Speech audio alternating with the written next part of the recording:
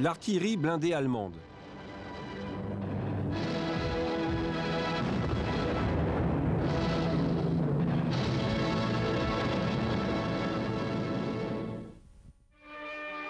Tout au long de son temps de commandement, Heinz Guderian a toujours été convaincu qu'une division bien organisée et réellement efficace devait disposer de manière organique de sa propre artillerie autopropulsée avec la même capacité de projection que les Panzers et immédiatement disponible pour fournir un tir d'appui à la demande.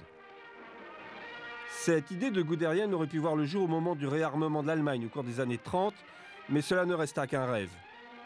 Tandis qu'une propagande subtile et sophistiquée forgeait au sein du grand public le mythe d'un Troisième Reich immensément puissant, la réalité était toute différente et le programme d'armement, bien que très large, n'avait que peu de profondeur.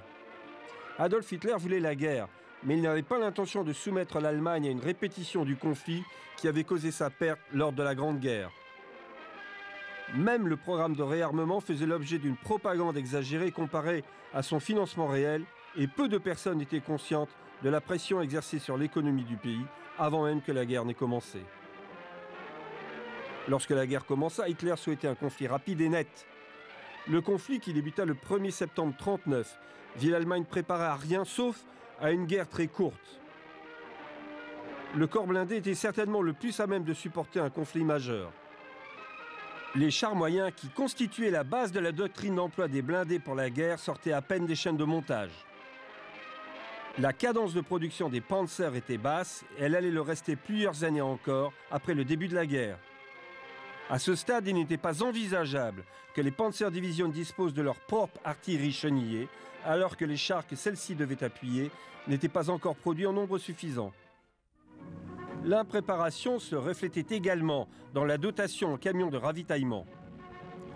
Lors de la mise en place de l'opération Barbarossa, les détachements de transport étaient équipés de véhicules prélevés sur toutes les armées que l'Allemagne avait vaincues. La modernité n'était qu'une façade et l'artillerie en était le meilleur exemple. Hormis un petit nombre de canons tractés par des semi-chenillés capables de suivre les Panzerdivisions pour assurer leur appui direct, la grande majorité des pièces d'artillerie étaient tirées par des chevaux. 3 millions de chevaux furent déployés en Russie par la Wehrmacht. Tandis que les tendons et les muscles accomplissaient les grandes marches dans l'arrière-pays soviétique durant la première phase de Barbarossa, le spectacle des colonnes et des armes transportées à dos de cheval, faisant mouvement vers l'Est, rappela celui des troupes allemandes sur le même chemin dans la Russie de 1918. Bien que l'économie germanique fût sur le point de connaître une remarquable expansion au cours de l'année qui allait suivre, permettant l'achat massif d'armes, Guderian n'en eut jamais la quantité qu'il estimait nécessaire.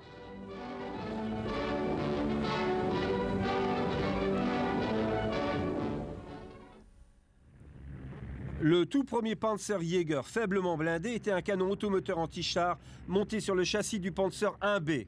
Engagé pour la première fois en 1940, il était construit autour du canon anti-char tchèque de 47 mm, qui avait à la fois une vitesse initiale plus élevée et tirait une munition plus lourde que le PAK-36 allemand.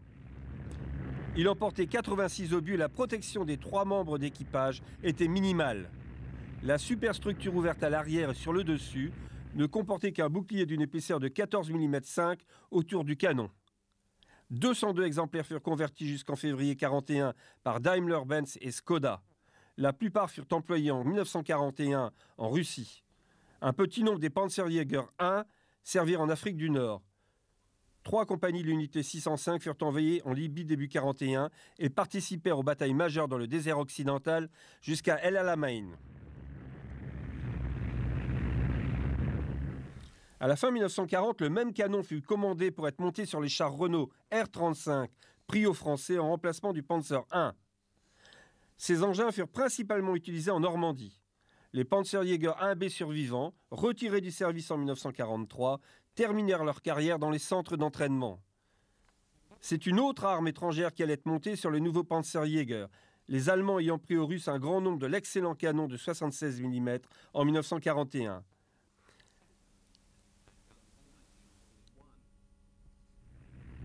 La rencontre avec les nouveaux chars soviétiques au début de la campagne de Russie fut un choc pour l'armée allemande. Le renseignement n'avait donné aucune information sur l'existence des KV-1 et KV-2. Seules les compétences militaires des Allemands compensèrent leur infériorité technologique face à ces nouvelles machines. ce fut le T-34 qui créa la plus grande surprise, tant il représentait un bond en avant dans la conception des chars. Pour l'infanterie allemande obligée de faire face à ces formidables engins, l'inefficacité du canon PAK-36 de 37 mm, déjà constaté lors de la bataille de France, fut largement confirmée en Russie. Même tirée à bout portant, la munition perforante de ce canon anti-char rebondissait contre l'épais blindage de ces monstres d'acier. Le PAK-38 de 50 mm, mis en service en faible nombre juste avant Barbarossa, ne fit guère mieux. Cette arme ne réussissait à pénétrer le blindage des T-34 qu'à une faible distance. Les Allemands se tournèrent alors vers les canons M1936 et M1939 de 76 mm, capturés en quantité depuis juin 1941. Rechambrés pour pouvoir tirer la munition du PAK-40 de 75 mm, qui fut mise en service dans la précipitation avant la fin de l'année 1941 et rebaptisé PAK-36-39, ces tubes allaient servir l'armée allemande jusqu'à la fin de la guerre. Le prototype du Panzerjäger 38T apparut dès décembre 1941. Par ailleurs, le besoin d'un canon automoteur capable de tenir tête aux chars russes était grandissant. Le PAK-36-39 était une arme anti-char redoutable. Bien que la production du fragile Panzer 38T prit fin en 1942, le châssis fut produit pour servir de plateforme de canons anti-char et d'artillerie jusqu'en 1945. La disponibilité des variantes Panzer 2D et E à la fin 1941 provoqua leur conversion pour l'emport du canon de 76 mm. De manière inattendue, les premiers Panzerjäger 38T, connus sous le nom de Marder 3, ne connurent pas leur baptême du feu en Russie, mais avec l'Afrika Korps, et bien qu'il opérât du désert aux steppes de Russie, ce nouveau véhicule n'était en fait à l'origine qu'un bouche-trou, car les troupes en avaient désespérément besoin.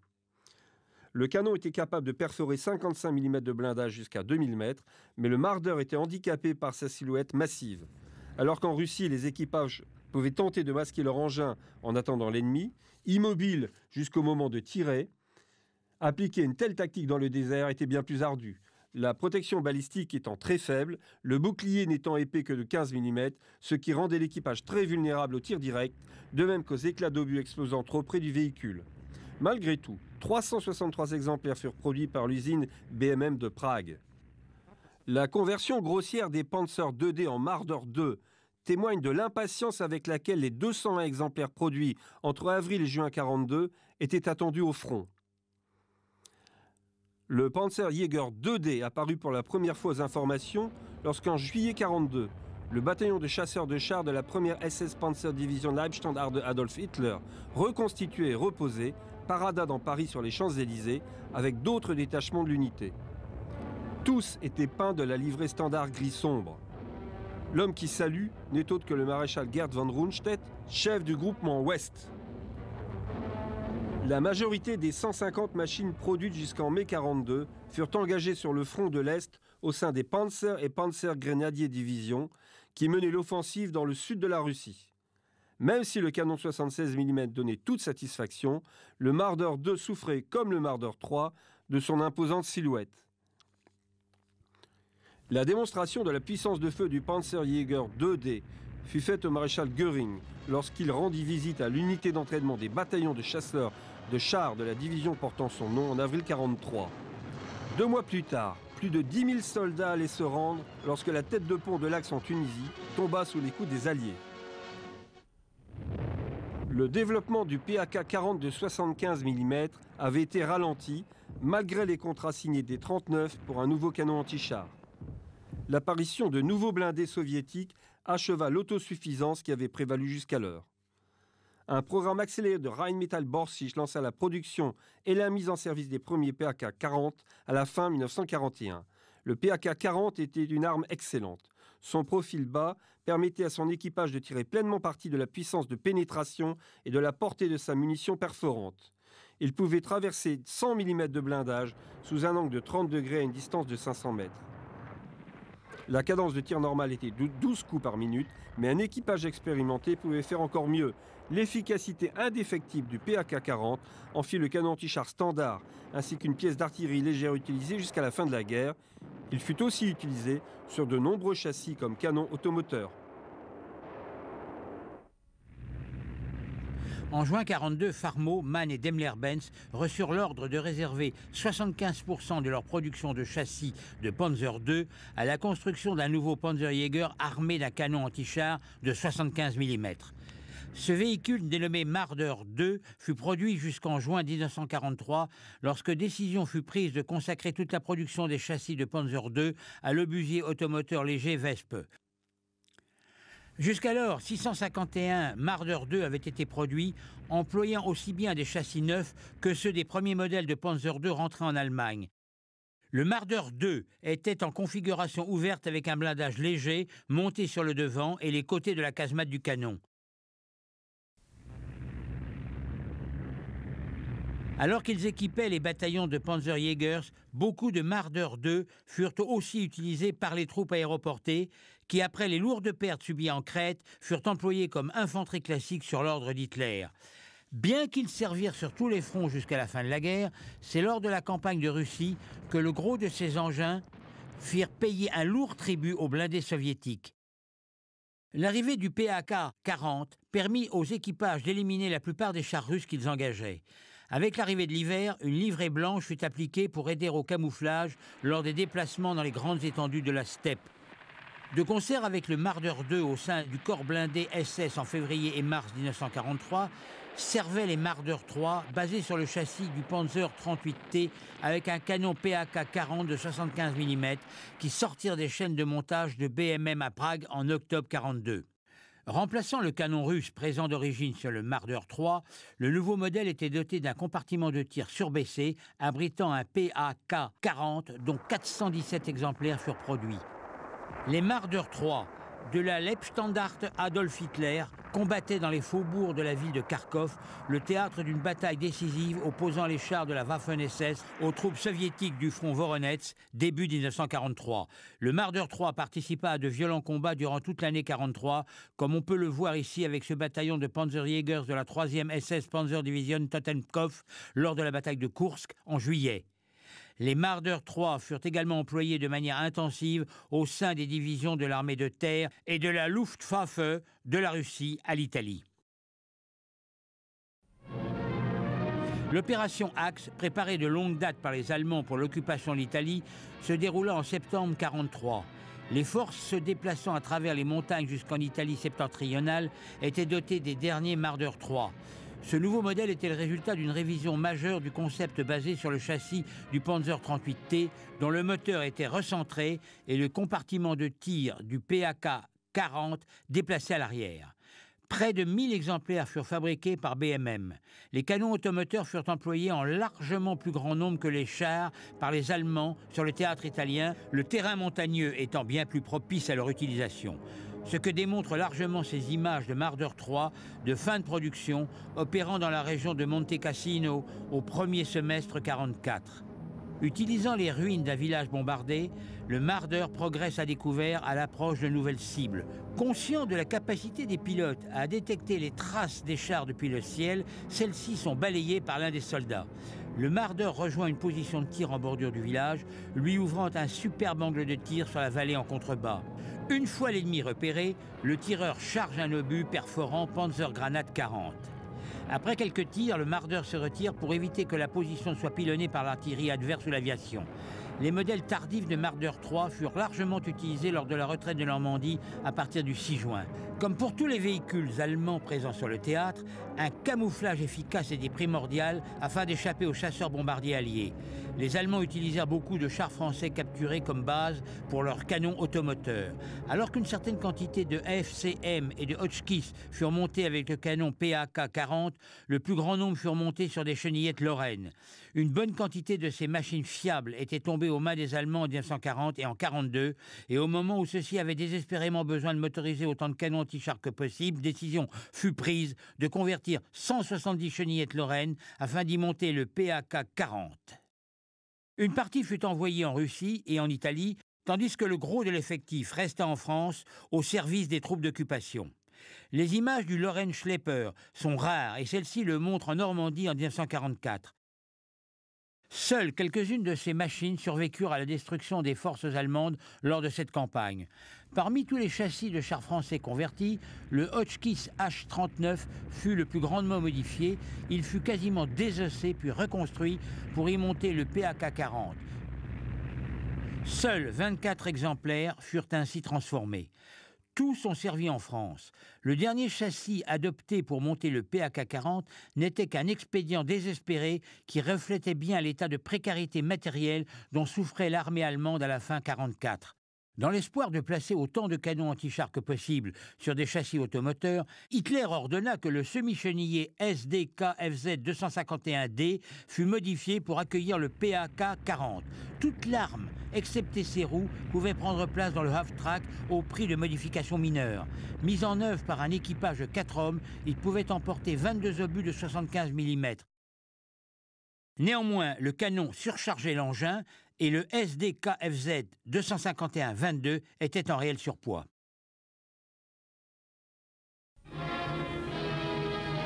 L'un des premiers Hetzer sortis des chaînes de production fut présenté à Hitler à l'occasion de son anniversaire le 20 avril 1944. Cette nouvelle variante du Panzer 38T marqua un vrai progrès par rapport aux chasseurs de chars conventionnels et leurs compartiments ouverts qui rendaient l'équipage très vulnérable. Le Hetzer fut dessiné sur le modèle des chasseurs de chars dotés d'une superstructure enveloppante et protégée. C'est pour cette raison que le Hetzer fut rangé dans la catégorie des Jagdpanzer et non des Panzerjägers. La production du Hetzer débuta aux usines Skoda et BMM en mai 1944, celle du Marder 3 étant arrêtée. L'armement premier restait le canon de 75 mm. Tandis que le compartiment fermé offrait à l'équipage une bien meilleure protection que les chasseurs de chars précédents, celui-ci se trouvait également dans un espace plus confiné, rendant la manœuvre assez difficile.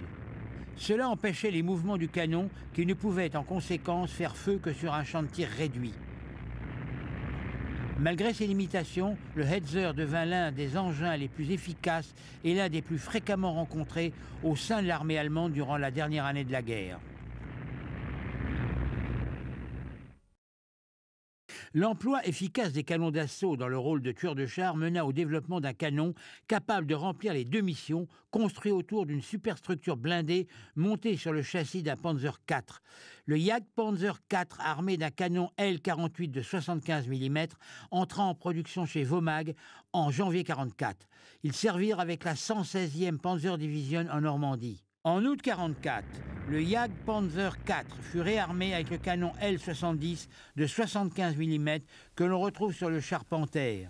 Comme le poids du tube pesait sur l'avant du châssis, les deux premiers galets de roulement à bandage en caoutchouc furent remplacés par des galets en acier. Parallèlement au Panzer IV 70 construit par Vomag, une variante était produite par Nibelungenwerke en Autriche. Le corps du Jagdpanzer IV fut modifié et monté directement sur la caisse d'un Panzer IV standard, ce qui mena au Panzer IV 70A que l'on peut distinguer du modèle fabriqué par Vomag grâce à ses côtés verticaux.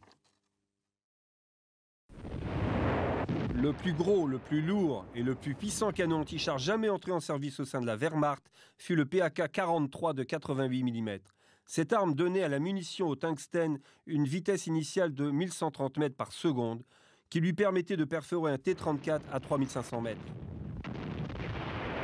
Basé sur le même châssis dérivé des Panzer III et IV et partageant la même superstructure avec le canon automoteur Hummel, le Nashorn, armé du canon PAK-43 de 88 mm, connut son baptême du feu lors de l'opération Citadelle en juillet 1943. Bien qu'il fût similaire en apparence au Panzerjäger improvisé vu précédemment, le Nashorn était totalement conçu autour du canon PAK-43. Contrairement aux autres Panzerjäger plus petits, il ne fut pas distribué au bataillon de chasseurs de chars, mais fut affecté à des sections spéciales au niveau du corps d'armée et détaché selon les besoins opérationnels. La plupart des 494 exemplaires construits servirent en Russie, mais furent également vus en Italie à la fin de la guerre. Le canon standard employé par l'armée allemande au niveau de la division depuis son introduction en 1935 jusqu'à la fin du conflit était le FH-18 de 105 mm. Cette pièce a connu tous les fronts, des vastes plaines gelées de la Finlande au désert brûlant d'Afrique du Nord. Arme multi-usage et largement employée, le FH-18 était monté sur un attelage en deux parties et, pour les premiers modèles, de larges roues d'acier dotées de pneus en caoutchouc. Sur les variantes ultérieures, elles furent remplacées par des roues à rayons. Un obus de 14,8 kg pouvait atteindre une cible jusqu'à une distance de 10 500 mètres.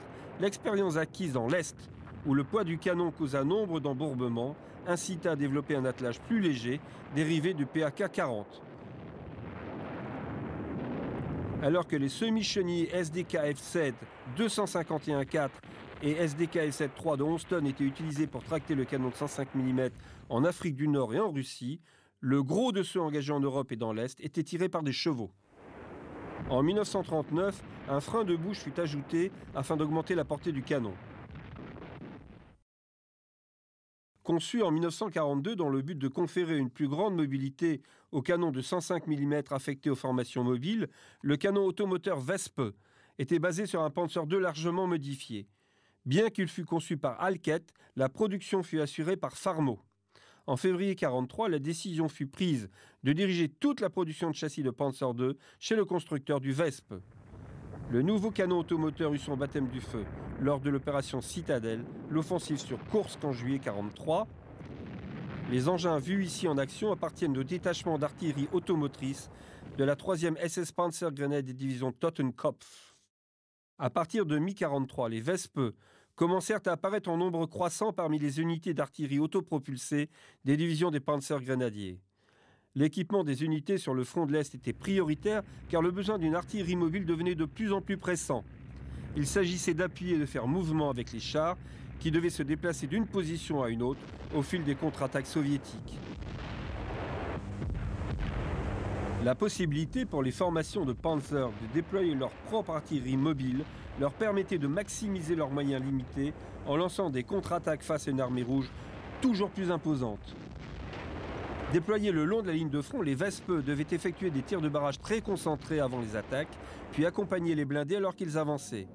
Des formations de combat adaptées comprenant divers types d'armements, dont les Wespe, furent rapidement mises en place par les Allemands pour faire face aux percées ennemies à la fin de l'été 1944, comme on peut le constater sur ces images. La contre-attaque locale est lancée par les forces allemandes appuyées par des Stuka en Biélorussie occidentale. Le commandant supervisant l'opération est le général de la Luftwaffe Robert Ritter von Greim.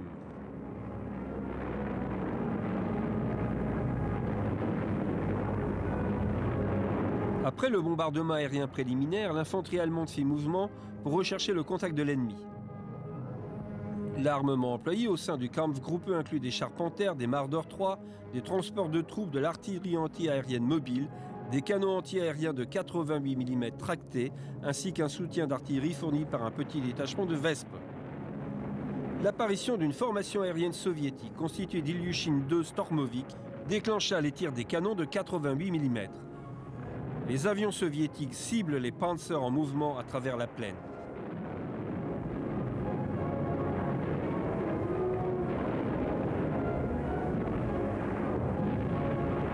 Un certain nombre sont touchés et abattus alors que les canons de 37 mm se joignent à la DCA.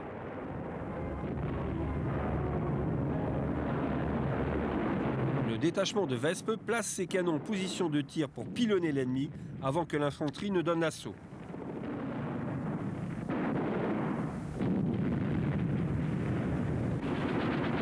Les canons automoteurs anti-aériens Flak Wirling de 20 mm se joignent maintenant à la bataille aérienne alors que les Ilyushin II soviétiques poursuivent leurs attaques. Les troupes allemandes au sol font mouvement sous le feu des avions russes, tandis que les canons de la Flak continuent de tirer pour maintenir une ombrelle protectrice au-dessus des troupes au sol.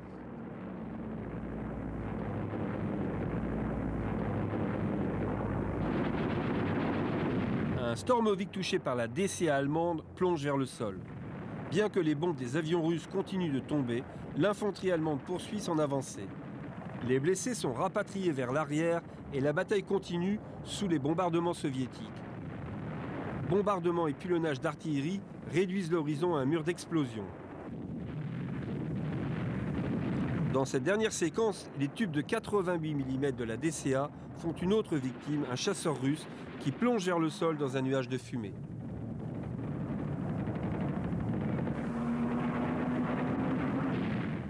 Bien que le Wespe ait été généralement bien accueilli par ses utilisateurs, il n'était pas exempt de défauts.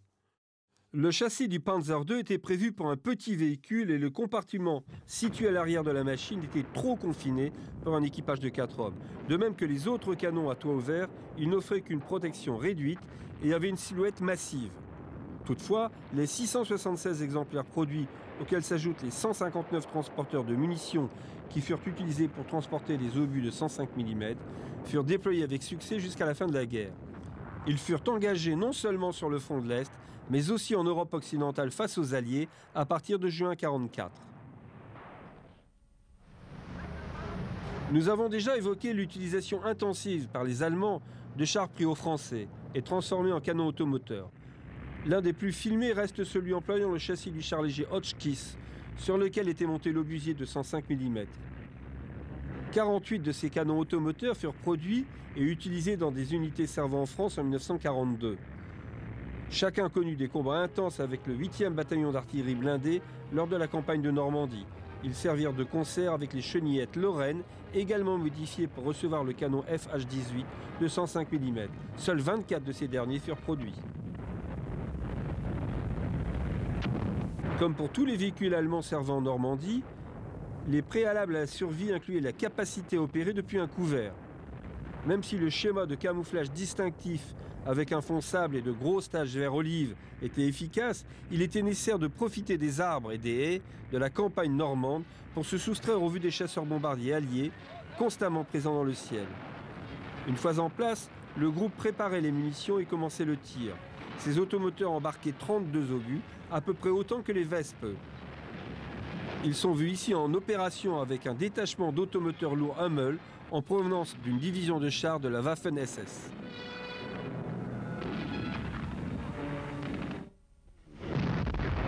Entré en service en 1933, le SIG-33 équipa les pelotons d'artillerie lourde des régiments d'infanterie et resta en service jusqu'en 1945. Avec une portée maximale de seulement 4700 mètres, sa tâche consistait à effectuer des tirs de destruction sur les positions ennemies au moment où l'infanterie allemande entrait en action. Sa munition relativement lourde pesait 38 kg et le canon avait une cadence de tir de 2 à 3 coups par minute. C'est cette arme qui fut montée sur le premier automoteur d'artillerie développé pour la Wehrmacht. La décision de monter le SIG-33 sur un châssis automoteur mena à l'utilisation du Panzer IB. Le montage fut conçu par Alket à Berlin, qui convertit 38 Panzer I début février 1940. Ils entrèrent en service pour la campagne de France. Le véhicule issu de ces développements pesait quelques 3 tonnes de plus que le Panzer IB standard. Le canon de 105 mm était monté dans un grand compartiment au-dessus de l'habitacle et lui donnait une apparence très cubique. Il démarra les combats au sein de 6 compagnies d'infanterie lourde, chacune rattachée à une Panzer-division en mai 1940. Les seules images de ce véhicule en action le montrent en train de détruire des positions défensives alors que l'infanterie pénètre dans une ville française. En général, le véhicule se révéla efficace dans l'action et fut plus tard employé dans les Balkans et en Russie, pour finalement disparaître du champ de bataille fin 1943, lorsque les survivants servirent avec la 5e Panzer-division sur le front de l'Est. Aucun autre ne fut construit car le canon était trop lourd pour le châssis et une si haute silhouette n'était pas souhaitée. En 1941, une tentative de monter le SIG-33 sur un châssis de Panzer II échoua et seuls 12 exemplaires furent construits. Néanmoins, le SIG-33, monté sur le Panzer IB, constitua pour l'armée allemande une expérience enrichissante concernant l'utilisation de l'artillerie automotrice. La plateforme ayant accueilli le SIG-33 en plus grand nombre fut le Panzer 38T. Les 2 modèles produits furent baptisés Bison. Le premier apparut en février 1943. Il utilisait le châssis d'un char avec le canon monté à l'avant dans une superstructure carrée. Alors que ces armes étaient attendues pour la campagne d'été à venir, les 90 premiers exemplaires du modèle vu ici furent convertis sur la base du Panzer 38T, modèle H, de retour du front, et ensuite affectés aux compagnies d'artillerie lourde des divisions des Panzergrenadiers. Le Bison entra en service en 1943 et fut engagé en Tunisie, en France et en Russie. L'exemplaire vu ici a appartenu aux Waffen-SS déployés lors de la bataille de Kursk en juillet. Un petit nombre d'entre eux combattirent également en Normandie en 1944. Vu sur ces images prises à Milan en août 1943, où il fut envoyé pour une mission de sécurité après avoir été malmené à Koursk, ce PZ-38T Bison, rarement filmé, appartient à la première SS Panzer Division Leibstandarte de Adolf Hitler. Il dépasse ici un Marder 3 de dernière génération, appartenant au bataillon de Panzerjäger de la division. 282 exemplaires de la version finale du Bison furent équipés du SIG-33, monté sur le même châssis du P738T, utilisé pour les derniers Marder 3 modèle tardif.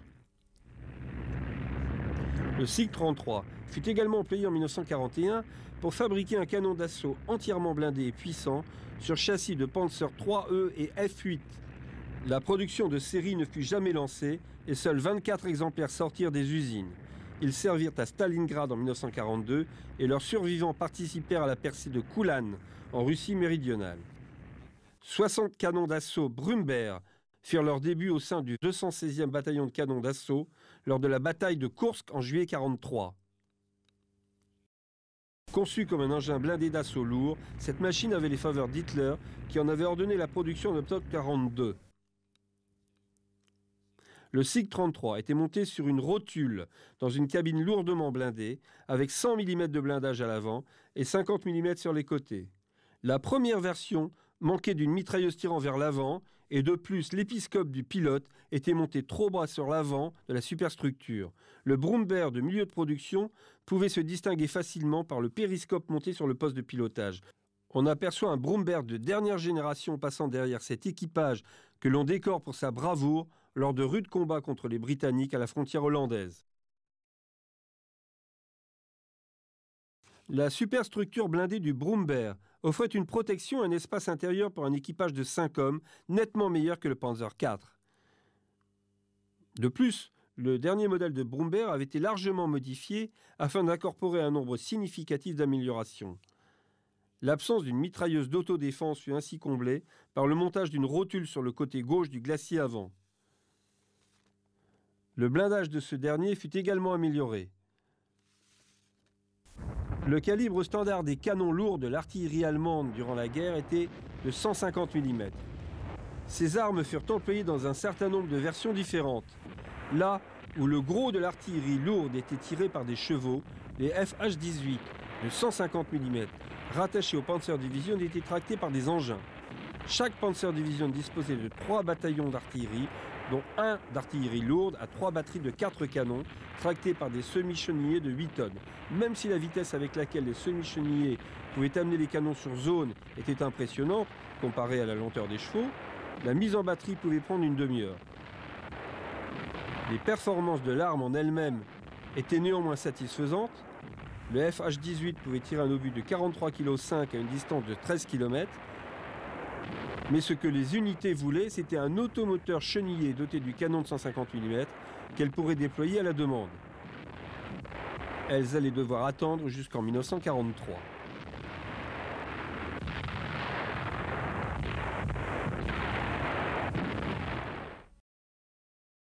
Le prototype du Hummel était un obusier automoteur armé d'un tube de 150 mm avec un gros frein de bouche, le tout monté sur un châssis de Panzer 3 ou 4. Il apparut en 1942 lorsque la décision fut prise de lancer sa production. Les Hummels connurent leur baptême du feu en juillet 1943 durant l'opération Citadelle, utilisée par le bataillon d'artillerie lourde de la division SS Totenkopf. Les premiers Hummel se reconnaissent au compartiment du pilote qui ressort du glacis avant incliné. Sur les dernières versions, ce compartiment fut élargi à tout l'avant du véhicule. Lorsqu'il n'est pas utilisé, le canon de 150 mm est maintenu en place, fixé au glacis. Le Hummel partage avec tous les autres canons automoteurs allemands de cette époque la superstructure à toit ouvert et le faible blindage. C'était moins problématique pour l'équipage du fait qu'ils ouvraient le feu à une certaine distance des zones de combat et n'étaient donc pas aussi vulnérables que les équipages des Panzerjägers. La dotation initiale de Hummel fut réduite à seulement 6 exemplaires par division, avec en plus un certain nombre d'exemplaires de la variante de ravitaillement en munitions. Ces véhicules étaient nécessaires dans la mesure où le Hummel ne transportait que 18 obus de 150 mm à son bord, très souvent rapidement utilisés dès que le tir de barrage commençait. La disponibilité du Hummel donnait aux Panzerdivisions la possibilité de frapper durement les forces soviétiques à l'instant où elles lançaient une contre-offensive. Bien que le Hummel ait toujours été vu comme une solution temporaire en attendant le développement d'un canon automoteur spécifique, il ne fut jamais disponible en nombre suffisant pour satisfaire la demande opérationnelle. Les Hummels étaient souvent employés de concert avec le Wespe, plus petit, comme on peut le voir sur ces images prises en Hongrie au début 1945. Lorsque le docteur Goebbels choisit de rendre une dernière visite sur le front de l'Oder en mars 1945, il fut convié à assister au tir d'un unique Hummel, ce qui était peut-être symptomatique de la décroissance de la puissance militaire de l'Allemagne. Ce véhicule avait fait ses preuves et lorsque la production cessa en 1944, 666 canons et 150 véhicules pourvoyeurs avaient été construits par Alket et Deutsche Eisenwerk. La Wehrmacht était entrée dans la Seconde Guerre mondiale avec un arsenal exceptionnel de canons antiaériens légers, très efficaces, qui furent utilisés avec succès tout au long du conflit. Le canon Flak 30 de 20 mm apparut dans les années 1930 et il était déjà largement répandu lorsque ce film sur la Luftwaffe fut diffusé par le ministère de l'Air. Des canons légers de chez Krupp sont mis en position de tir. L'un est dételé et descendu de son châssis de transport pour être mis en batterie.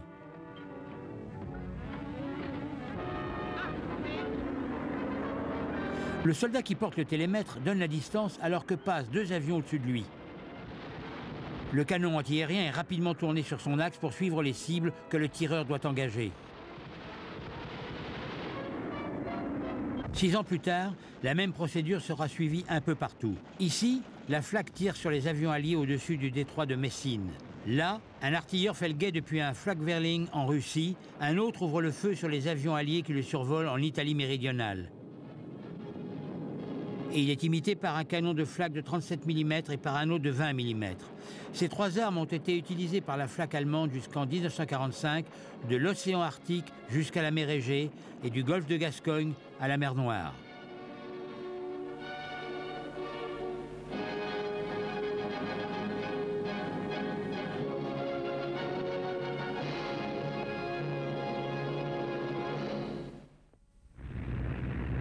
Le semi-chenillé des MAG de Hunton fut le premier véhicule à être utilisé comme plateforme pour canon antiaérien. Initialement, ce véhicule était armé d'un tube Flak 30 de 20 mm. On le dénomma SDKFZ-14, mais il fut ensuite supplanté par le Flak 38 et l'engin SDKFZ-15. Bien que conçu pour la protection antiaérienne des unités militaires, cette variante fut utilisée pour l'appui terrestre. Le canon de 20 mm était idéal pour engager des positions fortifiées à l'aide de munitions explosives ou perforantes. Dans la première phase de la campagne de Russie, on découvrit que la Flak pouvait être utilisée pour pénétrer le blindage de nombreux modèles de chars russes dépassés technologiquement.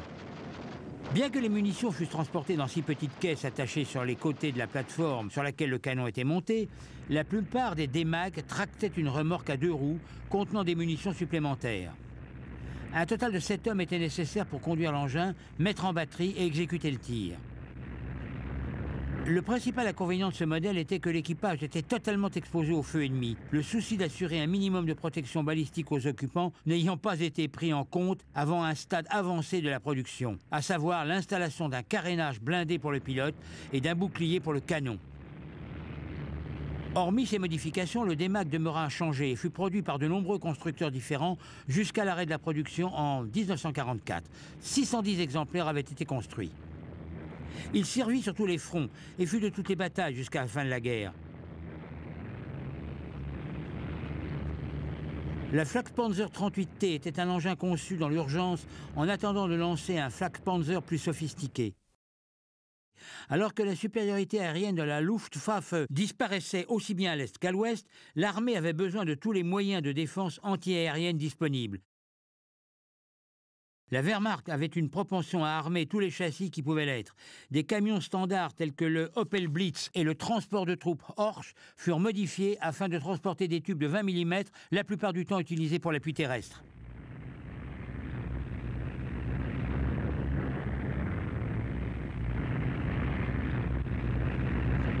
La polyvalence du semi-chenillé de 8 tonnes de Krauss-Maffei eut pour résultat que 319 d'entre eux furent armés du Flak-Vierling de 20 mm, sa production se poursuivant jusqu'en 1944. Pour accueillir l'arme, tous les sièges et les racks de stockage de munitions du tracteur d'artillerie furent retirés et remplacés par une plateforme à ridelles. Le Flak-Vierling était monté sur la plateforme. 10 hommes étaient nécessaires pour conduire et servir l'arme. Les munitions étaient généralement transportées dans une remorque. La nécessité d'une protection minimum pour le pilote fut reconnue en 1943 et un carénage blindé installé. Un exemplaire de cette version tardive est visible ici à Budapest, début 1944. L'une des plus belles séquences montrant un semi-chenillé de 8 tonnes et un Flak-Vierling en action fut prise lors de l'opération Market Garden, la tentative avortée des Alliés de reprendre les ponts sur le Rhin à Arnhem en septembre 1944. Le caméraman a filmé un Flak-Vierling SS en train de tirer sur les parachutistes britanniques en descente et sur les avions qui les avaient largués. Les vols de ravitaillement ultérieurs assurés par des Sterling payèrent un lourd tribut à la Flak allemande parce qu'ils devaient voler relativement bas au-dessus des zones de largage. Beaucoup furent abattus. Les camions blindés servirent également de plateforme au Flak-Vierling. Ces images en Italie en 1944 en témoignent. Sur les 3000 semi-chenillés de 5 tonnes construits, quelques 339 furent utilisés pour y monter le canon anti-aérien Flak 36 de 37 mm. Comme sur tous les semi-chenillés modifiés pour servir à la DCA, la partie transport de troupes fut remplacée par un plateau et des ridelles. Les munitions étaient transportées dans une remorque. L'arme était utilisée pour la défense anti-aérienne et pour l'appui terrestre. La plupart furent déployés sur le front de l'Est. Ces semi-chenillés de 5 tonnes servent avec les bataillons aériens de la 2e SS Panzergrenadier Division lors de l'avance du corps blindé SS au cours de l'offensive de Kursk en juillet 1943. Le semi-chenillé SD KFZ-7 de 8 tonnes fut adapté au transport du canon Flak 36 de 37 mm en 1943 lorsque la production du semi-chenillé de 5 tonnes fut arrêtée. L'ajout du canon porta le poids du véhicule à 11 tonnes 5. Les munitions pour le canon de DCA étaient transportées dans une remorque Sonder Anhäger 57, spécialement conçue pour transporter des obus de 37 mm. Le Flak 36 était un canon puissant, souvent utilisé en tir direct. La plupart des semi-chenillés vus dans cette séquence appartiennent à la Waffen-SS et en particulier au Flak Abteilung de la Leibstandart Adolf Hitler. Sur ces images, une des dernières machines de ce type est vue, ici à Rome, avec un carénage blindé. Ici, un Opel Moltir camouflé, transportant un canon de 37 mm en mouvement le long d'une route de Normandie. Aux actualités cinématographiques de mai 1943, on pouvait voir un exercice terrestre de la Luftwaffe en Russie, impliquant une unité complète de défense antiaérienne. L'intérêt réside dans la diversité des équipements employés. En dehors du démag armé d'un canon de 20 mm, il y avait également un grand nombre de camions 4x4 Mercedes-Benz de 4 tonnes et demie. Le premier de ce détachement de canons de 88 mm semble n'avoir aucune difficulté à employer son tube aussi bien en appui terrestre qu'en arme anti-char. Le colonel Hans von Luth de la 21e Panzer Division se rappelle comment, en Normandie, il menaça de tirer sur un officier de la 16e division de la Luftwaffe car celui-ci ne voulait pas utiliser ses canons de 88 contre des chars lors de l'opération Goodwood.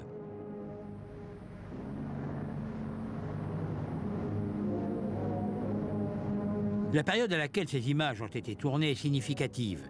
Le front de l'Est connaissait sa plus longue accalmie de toute la guerre, alors que les Soviétiques se repliaient délibérément pour se préparer à l'inévitable offensive d'été dirigée contre le saillant de Kursk.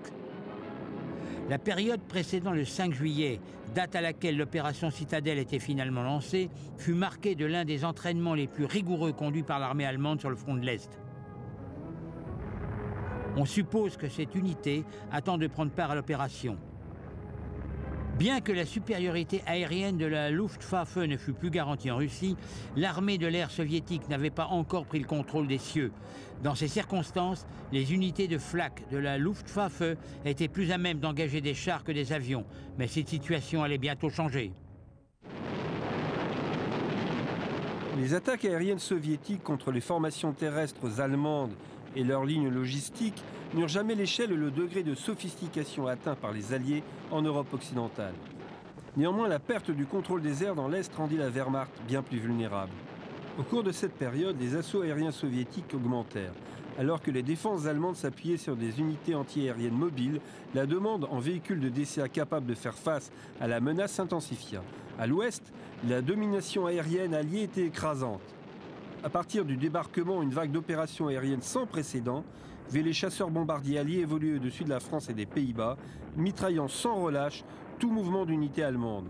Sur cet exemple typique, les P-38 Lightning et les P-47 Thunderbolt de l'US Army Air Force volent en rase-motte pour frapper des positions allemandes. En l'absence totale de la Luftwaffe, la Wehrmacht ne pouvait compter que sur la Flak pour se protéger. Mais il fallait toujours plus, et la Flak avait besoin d'engins mobiles entièrement chenillés.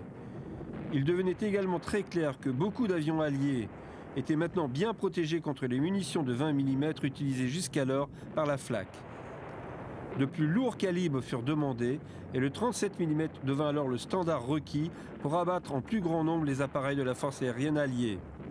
De ces doléances émergea une nouvelle génération de Flak Panzer.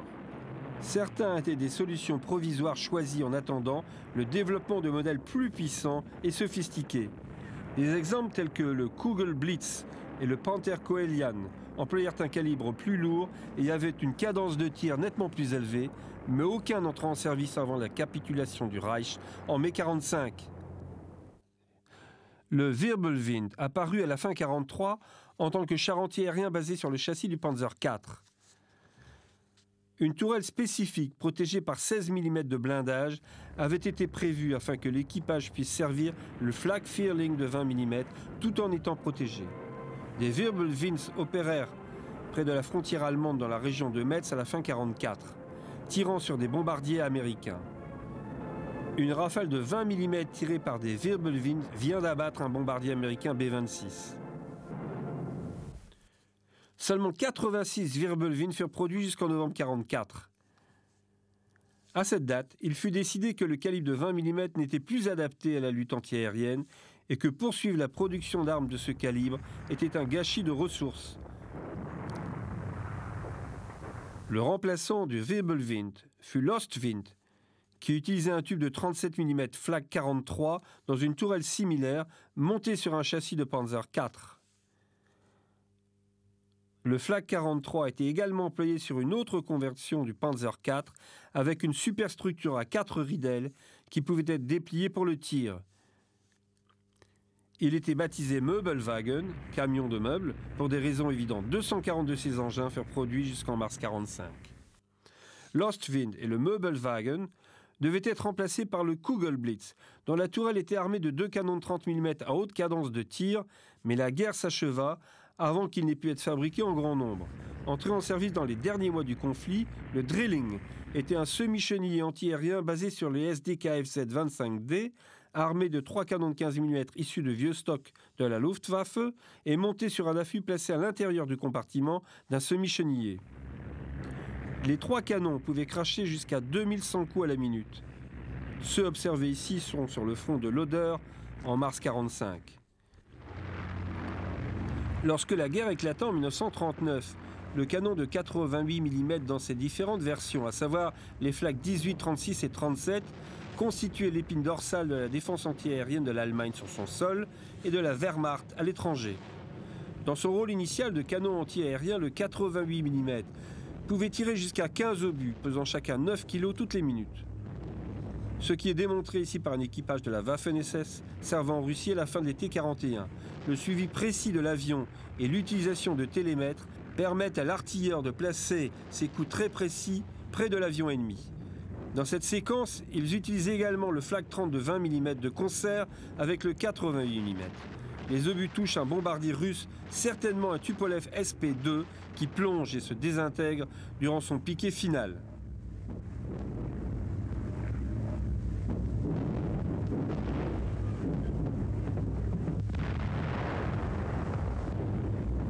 Un autre détachement de canons de 88 mm utilisé en défense antiaérienne, cette fois servi par les équipes antiaériennes de la Luftwaffe, engage un avion soviétique en 1941. Un nombre important de victoires terrestres sont bien repérables sur les tubes de 88 mm. Ces soldats de la Luftwaffe ont donc déjà expérimenté le combat anti-char. En 1941, l'armée lança un programme pour monter le canon de 88 mm sur un châssis chenillé. Le résultat fut le Sonderfahrgestell, apparu fin 1942, avec un canon flak 37 de 88 mm. En 1944, le même châssis fut utilisé pour monter le flak 41 de 88 mm, plus puissant. Encore une fois, le concept ne fut pas suivi d'une production. Le flak 41 fut conçu par Rheinmetall Borsig et rarement filmé, à part celui-ci, dans le rôle de canon anti-char en mars 1945.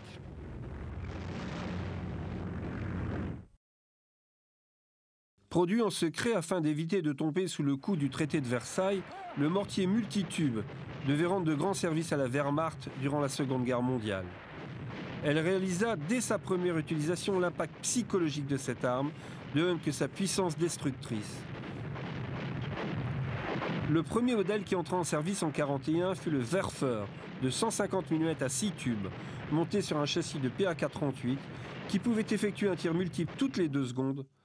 Introduits en 1942, les lance-roquettes de 280 et 300 mm, plus lourds et plus gros, pouvaient également tirer 6 munitions d'un coup, mais depuis un châssis à roues plus lourd, à toit ouvert. Le plus gros lance-roquette apparu en 1941 et utilisait un lanceur monté sur le sol et relevé pour le tir. Ces Werfer de 320 mm à tête incendiaire furent utilisés pour bombarder Varsovie lors du soulèvement de la ville. L'importance de ces armes pour la Wehrmacht peut se mesurer à l'augmentation des servants de Werfer, qui passèrent de 2000 officiers soldats en 1939 à 135 000 en 1945. Une telle expansion reflète l'efficacité de ces armes. Une batterie de 6 lanceurs de 150 mm pouvait envoyer dans le ciel une salve de 36 roquettes en 10 secondes, avec une deuxième suivant à 1 minute d'intervalle. Alors que la guerre progressait, les Werfer furent regroupés en grand nombre. Une brigade mixte de 384 lanceurs de 150 mm et de 325 lanceurs de 210 mm pouvait saturer une zone avec 6 tonnes de munitions en 5 secondes en répétant la manœuvre 1 minute plus tard. L'artillerie conventionnelle nécessitait 81 batteries pour obtenir le même effet. L'impact explosif de ces armes s'accompagnait de l'effet psychologique. Mais les Werfer n'étaient pas sans limite non plus. Leur utilisation si près de la ligne de front attirait le feu ennemi et les pertes parmi leurs servants étaient élevées. Les batteries de Werfer étaient vulnérables avant et après le tir. Ces images prises en Normandie montrent comment une batterie, après avoir été tractée sur sa position par les semi-chenillés, prend un certain temps avant d'être en mesure de tirer. Une fois le tir effectué, les flammes et la fumée laissée par les roquettes marquent la position pour les yeux perçants des observateurs avancés ennemis. En Normandie, les tirs de contre-batterie étaient très rapides. Souvent, les équipages de Werfer furent fauchés par des tirs de contre-batterie alors qu'ils reconditionnaient leurs armes pour faire mouvement sur une nouvelle position. Même si l'effet de ces nouvelles armes était indéniable, la Wehrmacht reconnut que pour accroître leur efficacité, elle devait rendre plus mobiles ses unités de Werfer.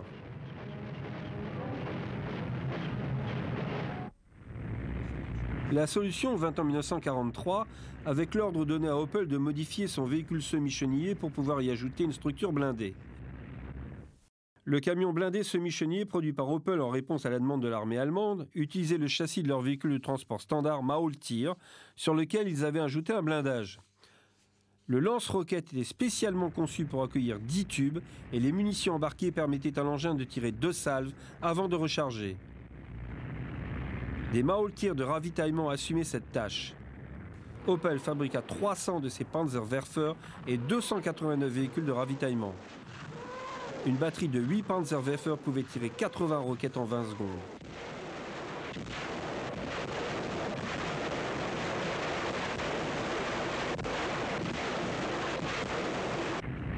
Malgré le fait que la plupart des images de batteries en action les montrent en Russie, ils furent employés sur tous les fronts. Beaucoup de véhicules furent détachés des brigades de Panzerwerfer lorsque besoin s'en faisait sentir. La capacité des batteries de Panzerwerfer à progresser au sein de formations blindées et d'être employées de concert avec des détachements d'artillerie autopropulsés était particulièrement importante à partir de la fin 1943. Les Panzerdivisions étant devenues des brigades de choc, fonçant d'une zone du front à une autre pour contrer les percées soviétiques. Leur disponibilité et leur capacité à effectuer un tir de barrage dévastateur sur l'ennemi avant de lancer une contre-attaque était un atout militaire inestimable. Le précurseur du Panzerwerfer était le semi-chenillé SDKFZ 251, équipé pour transporter 6 roquettes de 280 ou 320 mm dans un cadre en bois ou en métal, démontable fixé sur les côtés du véhicule. Les premiers emportaient 50 kg d'explosifs et les seconds 50 litres de napalm. Les recharges étaient transportées dans le véhicule. En opération, ils fonctionnaient plutôt comme des Panzerwerfer, excepté la méthode de tir moins efficace et le plus faible nombre de roquettes tirées. Contrairement aux Panzerwerfer, les roquettes ne pouvaient être pointées qu'en orientant le véhicule précisément dans la direction visée. Seul l'angle de tir des roquettes était réglable. Pour le reste, le bruit et le spectacle restaient les mêmes. Ceux-ci sont les derniers modèles de T-51B opérant sur la frontière germano-hollandaise à la fin 1944. Le mortier de 600 mm fut la plus grosse arme jamais montée sur un engin chenillé. On le voit ici bombarder Varsovie lors du soulèvement d'août 1944. Le plus gros obus avec ce mortier pesait 2,17 tonnes. Seuls 6 exemplaires furent fabriqués pour des opérations de siège et 4 furent utilisés pour prendre Sébastopol en 1942. À l'autre bout de l'échelle, l'une des plus petites armes automotrices utilisées par les Allemands fut le véhicule de démolition télécommandé Goliath. Lors de cette démonstration, le Goliath est amené sur le pas de tir sur son attelage à 2 roues. Le contrôle des chenilles se fait avec 2 fils. Ces 2 petits moteurs Bosch lui permettaient de se déplacer jusqu'à 10 km/h.